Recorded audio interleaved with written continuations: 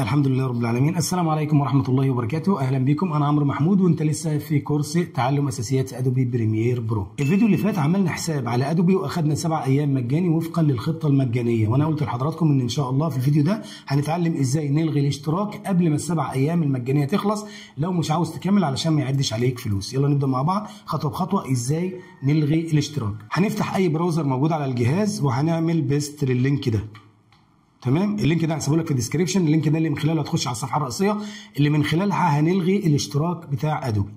انتر هيفتح لنا الصفحه الرئيسيه اللي احنا عملنا فيها لو تفتكر بدء نسخه تجريبيه مجانيه، بس طبعا احنا هنا ايه؟ هنلغي الاشتراك، فهنعمل ايه؟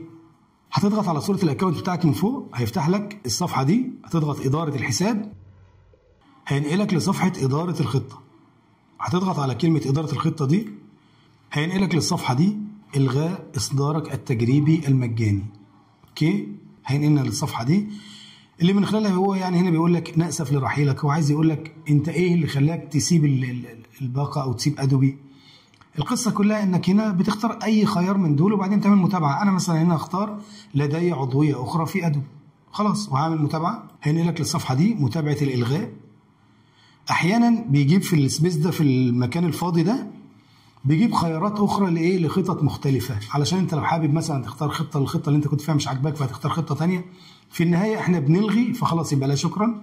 تمام، تاكيد الالغاء، وصلك هنا تم الغاء اشتراكك. كده هتبقى انت لغيت اشتراكك بالفعل قبل الخطه المجانيه بتاعتك ما تخلص، عشان لو مش حابب تكمل يبقى انت ما دفعتش فلوس وما انسحبش منك فلوس، خلاص انت لغيت.